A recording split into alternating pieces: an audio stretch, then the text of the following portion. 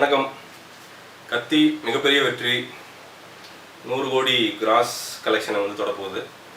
அதே மாதிரி US, Australia, UK, Singapore, Malaysia எல்லா பக்கமும் மிகப்பெரிய வெற்றி.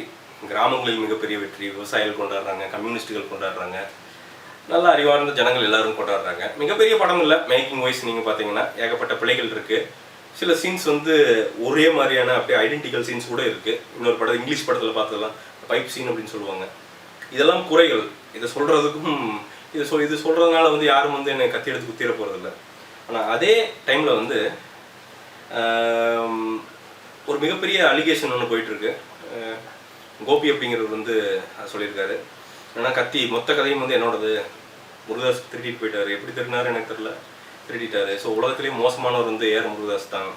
ஸோ அவர் வந்து இந்தியா மாதிரி ஒரு புனிதமான நாட்டில் இருக்கிறதுக்கு வந்து தகுதியற்றவர். அவர் வந்து ஆப்பிரிக்காலேயோ இல்லை வந்து யூஎஸ்லேயோ இல்லை வேறு ஏதோ ஒரு நாட்டில், இந்தியாவை தவிர ஏதோ ஒரு நாட்டில் இருக்கணும் அப்படிங்கிற ரேஞ்சுக்கு வந்து வீடியோ எல்லாம் போட்டு ஒரே கலைபரம் ஆகிட்டு இருக்கு.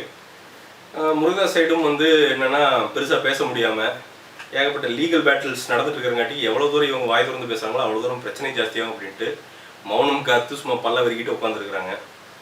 இதில் என்னன்னாங்க, இதில் வந்து என்ன ஒரு கஷ்டமான விஷயம் அப்படின்னா, நாம் தமிழர்கள் பண்ணுகிற ஒரு விஷயம்தான். அதாவது ரெண்டு பக்கம் ஆராய கூட நம்ம தயாராக இல்லை. அதாவது ஒருத்தனை வந்தாலும் வெறுக்கிறதுக்கு ரெடி ஆகிட்டோம்னா, நான் பிடிச்ச முயலுக்கு 3 கால் அப்படின்னு நின்றுட்டு எப்படியாவது அந்த ஹேட்டை கொண்டு போய் அவன் மேலே அடிச்சிடணும், அந்த சாணி கரைச்சி ஊற்றிடணும் அப்படின்னு தான் நினைக்கிறோமோ இல்லையோ, அவன் பக்கம் நியாயங்களை வந்து நம்ம கேட்பதற்கோ இல்லை வந்து விவாதிப்பதற்கோ எந்த நிலையிலும் தயாராக இல்லை நிறைய பேர். அதை பார்க்குறது ரொம்ப கஷ்டமாக இருக்குது. ஏன்னா இதில் ஏகப்பட்ட விஷயங்கள் இருக்குதுங்க கோபியை பொறுத்த வரைக்கும். ஏன்னா கோபி வந்து முருகதாஸ் தான் நேராக பார்த்து டிஸ்கஸ் பண்ணியிருக்கேன் அப்படிங்கிற அப்படி டிஸ்கஸ் பண்ணுறவருக்கு அவர் ஒரு ஃபோன் நம்பர், ஒரு சாதாரண ஒரு மெசேஜ் பண்ணுற அது கூட இருக்காதான். ஏங்க எனக்கு வந்து கொஞ்ச நாளாக தான் அவர் தெரியும். என்கிட்ட அவர் ஃபோன் நம்பர் இருக்குது. அப்பப்போ வந்து நான் மெசேஜ் அனுப்புவேன், திருப்பி ரிப்ளை பண்ணுவார். அப்படிங்கிறப்போ வந்து உங்களுக்கு பல நாளாக தெரியும் அப்படிங்கிறவர் வந்து அது கூட பண்ணலையா? அப்படி வந்து அவர் பண்ணாமல் இடைத்தரகர் வைத்து பண்ணுறதுக்கு அவர் என்ன தாவூத் இப்ராஹிமா, அப்படியே மாஃபியாவா? அப்படியே மேலே உட்காந்துக்குவேன், வர்ற கதையெல்லாம் அழுங்காப்பில் திருடிட்டு வந்துருங்க, நான் திருடின கதையிலேருந்து அப்படியே எடுத்து படம் எடுத்து பல கோடிகள் சம்பாரிச்சு வந்து அப்படியே பணக்காரனாகி இந்தியாவில் வந்து ஒரு தனி தீவு வந்து அரசியல்வாதி மாதிரி கொண்டு போய் மணலை கொண்டு போய் அள்ளி ஒரு தீவில் போட்டு பெரிய பணக்காரனாயிரம் அப்படின்ட்டு பண்ணிட்டு இருக்காரு என்னவோ. இல்லை நீங்கள் சொல்கிறத பார்த்தா அப்படி தான் தெரியுது. முருகதாஸ் அப்படிங்கிற ஒரு மனிதரை எனக்கு வந்து கொஞ்ச நாளாக தெரியும். ஸோ அதங்காட்டி வித் கான்ஃபிடன்ஸ் நான் சொல்லுவேன். இது பேக்லாஷை பற்றிலாம் எனக்கு எந்த கவலையுமே கிடையாது. ஊருக்கு சோறு போடுற ஆள். இன்றைக்கும் கள்ளக்குறிச்சியில் போனீங்கன்னா வாரத்துக்கு ஒரு முறைன்னு நினைக்கிறேன், அவன் ஊருக்கே வந்து சாப்பாடு போட்டு இருக்கா. அப்படி இன்றைக்கும் ஊர் பாசம் மறவாத ஒரு மனிதன். அதே மாதிரி அவங்க அசிஸ்டன்ட் டைரக்டர் ஒரு கல்யாணம் வந்ததுன்னா 5 லட்சத்துலேருந்து 7 லட்சத்துலேருந்து என்ன செலவோ ஏதோ ஒன்று போட்டு இருக்கிறத போட்டு கல்யாணம் பண்ணி வச்சு நல்லா இருடா அப்படின்ட்டு மனசார வாழ்த்துக்கிற ஒரு மனிதன். அம்மாவுக்கு பயந்த ஒரு மனிதன். அப்படி இருக்கிற ஒரு மனிதனை வந்து ஏதோ வந்து கொலை குற்றம் பண்ண ரேஞ்சுக்கு வந்து இவங்க சித்தரிக்கிறது அப்படிங்கிறது வந்து என்னால் சகித்து கொள்ள முடியவில்லை. ஒரு சாதாரண மனிதனாக எனக்கு ஏஆர் முருகதாஸ் என்ற கலைஞன் அதெல்லாம் விட்டுருங்க. எனக்குன்னு ஒரு ஜட்ஜ்மெண்ட் இருக்குங்களே, இன்ஸ்டிங் அப்படின்னு சொல்லுவாங்கள்ல, அந்த இன்ஸ்டிங் படி எனக்கு வந்து அவர் வந்து அப்படியெல்லாம் தெரியலைங்க. இவங்க சொல்கிற மாதிரிலாம் வந்து திருட்டு பொழப்பு பிழைக்கிற மனிதனாக எனக்கு தெரியவில்லை. மக்களுக்காக நிற்க துணிகிற கலைஞராகத்தான் நான் வந்து ஏஆர் முருகதாஸை பார்க்குறேன். இதில் வந்து கோபியன் டீம் வந்து பண்ணுறது வந்து எனக்கு தெரிஞ்சு கொஞ்சம் கூட நியாயம் இல்லை அப்படின்னு நினைக்கிறேன். வாங்க ஏஆர் முருகதாஸ் நேருக்கு நேர் பேசலாம், வாங்க ஏன் பேசுவீங்க? இப்போது ஃபேமஸ் ஆகிடுச்சு, எல்லா பக்கமும் தெரிஞ்சிடுச்சோ. இப்போ உட்காந்து பேசுனா வெயிட்டாக இருக்கும், நாம் பெரிய ஆள் ஆகிட்டோம் அப்படிங்கிற மாதிரி. அதுக்கு நிச்சயமாக அவர் அலோவ் பண்ண மாட்டார் தான். ஏன் அவர் வந்து உங்களோட வந்து சரிக்கு சமமாக உட்காந்து ஒரே டேபிளில் பேசணும்? ஏதாவது தவறு செஞ்சுருந்தா வந்து உங்கள் முன்னாடி உட்காந்துருக்கலாம். அப்படி இல்லை, நீங்கள் வந்து இவ்வளோ இன்டெலிஜென்ட்டான டைரக்டர், இவ்வளோ இன்டெலிஜென்ட்டான கதைகளை யோசித்து வெளியே வரக்கூடிய நபர் அப்படின்னு வந்து நீங்கள் வந்து உங்களையே வந்து காட்டிக்கிற இந்த பொழுதில் வந்து ஏன் அந்த ஸ்டோரியை வந்து ஒரு இது பண்ணி ரெஜிஸ்டர் தப்பாலையோ இல்லை வேறு ஏதோ ஒரு சின்ன ப்ரூஃப் நீங்கள் தான் சாலிட்டாக அது பண்ணுது அப்படிங்கிறதுக்கான ப்ரூஃபை வந்து ஏன் வந்து நிலைநிறுத்தி வைக்கவில்லை?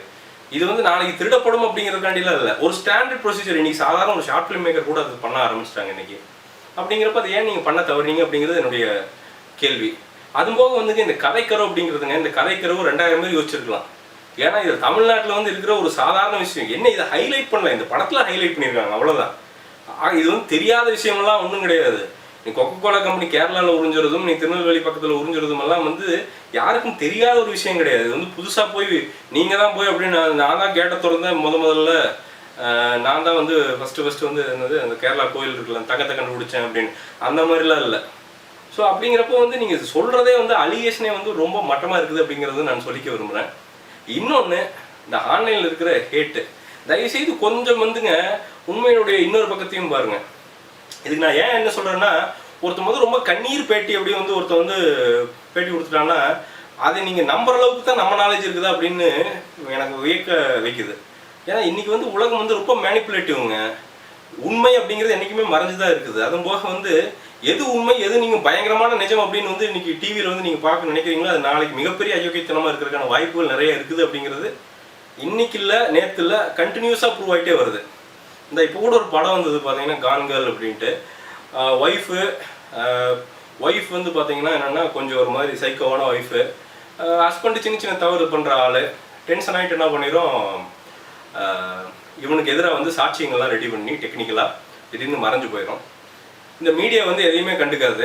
நேராக போகும், பார்க்கும், நியூஸ் வேல்யூ இருக்குது, நல்ல பரபரப்பாகும், கவர் பண்ணு, இவன் வந்து கெட்டவன்னு காமி, அவனுக்கு வந்து கெட்டவன்னு காமிக்கும். அடுத்து அவன் தங்கச்சி வருவாங்க, தங்கச்சி வந்து இவன் தங்கச்சிக்கு அண்ணனுக்கு வந்து தகாதரவு இருக்கு போல அப்படின்னு காமிக்கும்.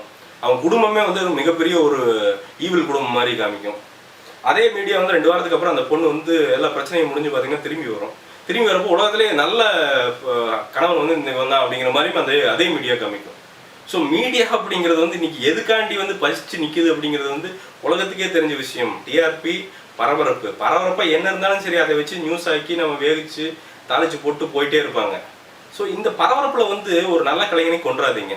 கலைஞன் அப்படின்னு சொல்கிறப்போ வந்து மேபி இந்த கத்தி அப்படிங்கிறது வந்து மேக்கிங் வைஸ் வந்து மிகப்பெரிய படமாக இல்லாமல் இருந்திருக்கலாம்.